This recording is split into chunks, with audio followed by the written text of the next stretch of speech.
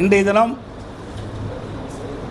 சேலம் மாவட்ட நிர்வாகிகள் ஆலோசனை கூட்டம் சேலம் புறநகர் மாவட்ட கட்சி அலுவலகத்தில் நடைபெற்றது. இந்த ஆலோசனை கூட்டத்தில் மாவட்ட செயலாளர் தலைமை தாங்கினார். சேலம் மாவட்டத்தில் தேர்ந்தெடுக்கப்பட்ட அனைத்து இந்திய அண்ணா திராவிட முன்னேற்ற கழக உறுப்பினர்கள் அனைவரும் தங்களுடைய கருத்துக்களை தெரிவித்தார்கள். அதோடு 2011 2026 வரை சட்டமன்ற பொதுத் தேர்தலில் அனைத்து இந்திய அண்ணா திராவிட முன்னேற்ற கழகம் அதிக இடங்களில் வெற்றி பெற்று சேலம் மாவட்டம் அனைத்து இந்திய அண்ணா திராவிட முன்னேற்ற கழகத்துடைய கோட்டையாக விளங்கி கொண்டிருக்கின்றன என்பதை இந்த நேரத்தில் தெரிவிக்க விரும்புகின்றேன். சேலம் புறநகர் மாவட்டத்தை பொறுத்த வரைக்கும் 8 சட்டமன்ற தொகுதி இருக்கின்றன. அதில் 7 சட்டமன்ற தொகுதி வெற்றி பெற்றது. ஒரு சட்டமன்ற தொகுதி குறைந்த வாக்கு வித்தியாசத்திலே வெற்றி வாய்ப்பு இழந்திருக்கின்றோம். இருந்தாலும் தமிழகம் முழுவதும் அனைத்து இந்திய அண்ணா திராவிட முன்னேற்ற கழக கட்சி சார்பாக போட்டியிட்ட வேட்பாளர்கள் 47 இடங்களில் வெற்றி பெற்றிருக்கின்றோம்.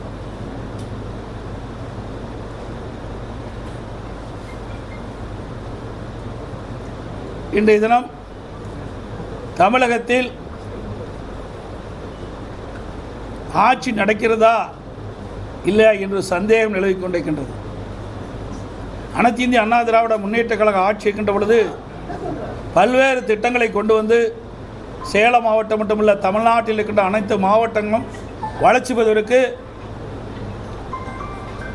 அதிமுக அரசாங்கம் பல்வேறு நடவடிக்கை எடுக்கப்பட்டது. பல்வேறு பாலங்கள் கட்டி கொடுக்கப்பட்டன, பல மாவட்டங்கள் பிரிக்கப்பட்டன, சட்ட ஒழுங்கு பாதுகாக்கப்பட்டது, போதைப்பொருள் கட்டுப்படுத்தப்பட்டது. அனைத்து இந்திய அண்ணா திராவிட முன்னேற்ற கழகம் தேர்தல் நேரத்திலே கொடுக்கப்பட்ட வாக்குறுதி பெரும்பாலும் நிறைவேற்றப்பட்டது. இப்படி பல்வேறு திட்டங்களை கொண்டு வந்து அரசாங்கம் அதிமுக அரசாங்கம் இருந்த என்பதை இந்த நேரத்தில் தெரிவிக்க விரும்புகின்றேன். அனைத்து இந்திய அண்ணா திராவிட முன்னேற்ற கழகத்தை பொறுத்த வரைக்கும் ஆட்சியில் இருந்தாலும் இல்லாவிட்டாலும் மக்கள் பிரச்சனை என்று வருகிற பொழுது அந்த மக்களுடைய பிரச்சனையை தீர்ப்பதற்கு முதல் குரல் கொடுக்கின்ற கட்சி அனைத்து இந்திய அண்ணா திராவிட முன்னேற்ற கழக கட்சி என்பதை இந்த நேரத்தில் தெரிவிக்க விரும்புகின்றேன். அதோடு காவிரி நதிநீர் பிரச்சனை 50 ஆண்டு காலம் தீர்க்க முடியாத பிரச்சனை. 1986 பொன்மனச்செம்மல் புரட்சித் தலைவர் எம்ஜிஆர் அவர்கள் காவிரி நதிநீர் பிரச்சனை சம்பந்தமாக வழக்குகளை தொடக்கப்பட்டு அம்மா இருக்கின்ற பொழுது சட்ட போராட்டம் நடத்தப்பட்டு அம்மா மறைவுக்கு பிறகு அம்மாவுடைய அரசு தொடர்ந்து உச்சநீதிமன்றத்திலே மூத்த வழக்குகளை வைத்து ஒரு நல்ல தீர்ப்பை காவிரி நதிநீருக்கு நாம் பெற்றோம். விவசாயிகள் வயிற்றிலே பாலை வார்த்தோம். ஆண்டுக்கு 177.25 டிஎம்சி தண்ணீர் கர்நாடக அரசு கர்நாடக அணையிலிருந்து தமிழ்நாட்டுக்கு திறந்து விட வேண்டும் என்ற தீர்ப்பை பெற்ற அரசு அனைத்து இந்திய அண்ணா திராவிட முன்னேற்ற கழக அரசு. இன்றைக்கு அதுக்கு எதுக்காக குந்தகம் ஏற்படுமோ என்ற அச்சம் இப்பொழுது விவசாயிகளிடத்தில் நிலவிக் கொண்டிருக்கின்றது. அண்மையிலே புதிதாக தேர்ந்தெடுக்கப்பட்ட தமிழக வெற்றி கழகம் அரசாங்கம் டிவிக்கு அரசாங்கம் மேகதாது அணை கட்டுவது குறித்து தீர்மானம் கொண்டு வந்தார்கள், தனி தீர்மானம். அதிலே நடுவர் மன்றம் அமைக்கப்படும் என்ற ஒரு அறிவிப்பை வெளியிட்டிருக்கின்றார்கள். ஏற்கனவே உச்சநீதிமன்றம் தெளிவான தீர்ப்பை கொடுத்திருக்கின்றது. 15 ஆண்டுகளுக்கு அந்த தீர்ப்பு தொடரும் என்று அறிவித்திருக்கின்றார்கள். கீழ்ப்படுகை மாநிலத்துடைய அனுமதி இல்லாமல் மேல் படுகையில் இருக்கின்ற மாநிலம் எந்த ஒரு கட்டுமானத்தையும் காவிரி ஆற்றிலே செயல்படுத்தக்கூடாது என்று தீர்ப்பை கொடுத்திருக்கின்றது. அதோடு காவிரி நதிநீர் பாசனம் பெறுகின்ற மாநிலங்கள் பாதிக்காத அளவிற்கு ஒரு நல்ல தீர்ப்பை உச்சநீதிமன்றம் வழங்கியிருக்கின்றது. அந்த தீர்ப்பிலே காவிரி நதிநீரை தடுக்கவோ தேக்கவோ திருப்பி அனுப்பவோ கூடாது என்ற தீர்ப்பை கொடுத்திருக்கின்றது. அப்படி இருக்கின்ற பொழுது நடுவர் மன்றம் தேவையற்றது. ஒரு குழப்பத்தை ஏற்படுகின்ற விதமாக புதிய அரசாங்கம் இதை அறிவித்திருக்கின்றது. விவசாயிடத்திலே மிக கொந்தளிப்பை ஏற்படுத்தியிருக்கின்றது. குறிப்பாக டெல்டா மாவட்ட விவசாயிடத்திலே மிகப்பெரிய அச்சம் ஏற்பட்டிருக்கின்றது. இன்றைக்கு ஊடகத்தின் வாயிலாக பார்த்தேன், தமிழகத்தில் இருக்கின்ற முக்கிய விவசாய சங்க தலைவர்கள் நடுவர் மன்றத்தை பற்றி குறிப்பிட்டு பேசியிருக்கின்றார்கள். நடுவர் மன்றம் தேவையற்றது என்று. நானும் சட்டமன்றத்திலே இதை வலியுறுத்தி பேசியிருக்கின்றேன். என்னை போல கம்யூனிஸ்ட் கட்சிகளும் மற்ற கட்சிகளும் இந்த நடுவர் மன்றம் தேவையற்றது என்று சட்டமன்றத்தில் வலியுறுத்தியிருக்கிறார் என்பதை இந்த நேரத்தில் தெரிவிக்க விரும்புகின்றேன்.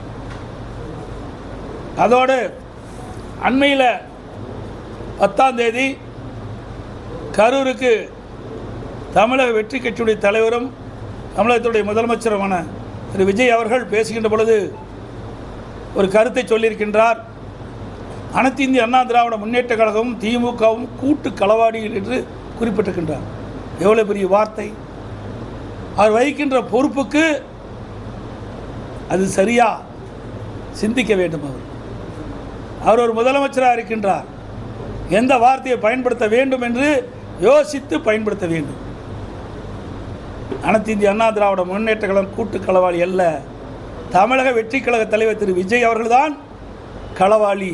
அனைத்து இந்திய அண்ணா திராவிட முன்னேற்ற கழகத்தின் சார்பாக போட்டியிட்டு இரட்டை சின்னத்திலே அவர்கள் போட்டியிட்டு வெற்றி பெற்றவர்களை குதிரை பேரத்தின் மூலமாக ராஜினாமா செய்து வைத்து அந்த ராஜினாமா செய்த உடனே அவர் டிவிகேயில் சேர்த்திருக்கின்றார்களே, இதுதான் எங்களுடைய சட்டமன்ற உறுப்பினர்களை ராஜினாமா செய்ய வைத்து தமிழக வெற்றி கழகத்தில் இணைத்துதான் களவாளிகள். முதலமைச்சர் தான் எங்களுடைய வெற்றி பெற்ற சட்டமன்ற உறுப்பினர்களை ராஜினாமா செய்து கட்சியிலே சேர்த்தவர் அவர்தான் களவாளி. சொல்லுங்கள். தமிழகத்தில் தூய ஆட்சி நடைபெறுதா நீங்கள் தான் சொல்லணும். தூய ஆட்சினார், வெளிப்படை ஆட்சினார். இப்போ யாரெல்லாம் சேர்த்திட்டு இருக்காரு, யார் மேலாம் குற்றம் சொல்லிக்கிட்டு இருந்தார். குற்றம் சொல்வர்கள்லாம் அவருடைய இயக்கத்தில் இணைச்சிக்கிட்டு தான் இருக்காரு. அப்போ எங்கே போய் தூய ஆட்சி, எங்கே வெளிப்படைத்தன்மை இருக்குது? இந்த ஆட்சியில் என்ன செஞ்சாங்க? இந்த 60 நாட்கள் ஓடி போச்சு. இந்த 60 நாட்களில் இந்த ஆட்சியில் செய்த சாதனை என்ன? ஒன்று செஞ்சுருக்கிறாங்க. அதுவும் செஞ்ச மாதிரி தெரியல. சிங்கப்பெண் சிறப்பு அதிரடிப்படையணும். எனக்கு இரவில் ஒரு பிரச்சனை நடந்தால் அந்த சிங்கப்பெண் சிறப்படைக்கு யார் பாதுகாப்பு கொடுக்குது? இது ஏற்கனவே அனைத்து இந்திய அண்ணா திராவிட முன்னேற்ற கழக அரசாங்கம் இருக்கின்ற பொழுது, அம்மாவுடைய அரசாங்கம் இருக்கின்ற பொழுது காவலன் செயலி என்ற ஒரு அறிவிப்பை கொடுத்தோம். அதில் ஆப்பில் எல்லா போலீஸ் ஸ்டேஷனுடைய நம்பரும் இருக்கும். அதில் ஏதாவது அந்த பெண்மணி எங்காவது பெண்கள் பாதிக்கப்பட்டால் அருகில் இருக்கின்ற காவல் நிலையத்துக்கு அதை தெரிவித்தா உடனே வந்து காப்பாற்றுவாங்க. ஆனால் இதெல்லாம் ஒரு ஷோ. இதனால் மக்களுக்கு நன்மை கிடைக்குதா என்றால் எனக்கு தெரிஞ்ச வரைக்கும் இன்னும் காலப்போக்கில் தான் தெரியும். அதான் நீ கரூர் பேச்சை பார்த்தீங்களே, கரூர் பேச்சை இன்னும் முதலமைச்சர் அந்தஸ்துக்கே வரல. அவர் நாலாங்கட்ட பேச்சாளர் கூட தான் பேசிகிட்டு இருக்காரு. பஞ்சு டைலாக் பேசிகிட்டு இருக்காரு. ஆக்கப்பூர்வமான கருத்துக்களை பேச வேணும். தக்க வைக்கிறது இல்லைங்க, தக்க வைக்கிறதுங்கிறதா தவறானது. ஒரு கட்சியில் வெற்றி பெற்ற பிறகு இதுவரைக்கும் தமிழக வரலாறு இப்படிப்பட்ட நிலைமை இல்லை. இதுதான் முதல் நடக்குது. ஏன் இன்னும் சொல்ல போனால் நிறைய ஓப்பனாக பேச முடியாது. இன்றைக்கு அது சொல்லக்கூடாது. அதை நம்ம பிறகு சில விஷயங்களை சொல்ல முடியும், சில விஷயங்களை சொல்ல முடியாது. என்ன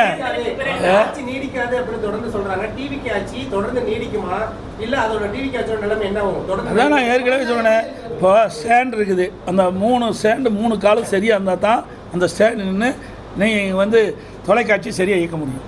இப்போ அவருக்கு இருக்குது 2 கால் தான் இருக்குது. ஒரு கால் இரவல் கால். அது இடச்சின்னு வச்சுக்க, எப்படி இந்த நம்முடைய கேமரா சாஞ்சிருமோ அது மாதிரி இந்த ஆட்சி சாஞ்சி போயிடும்.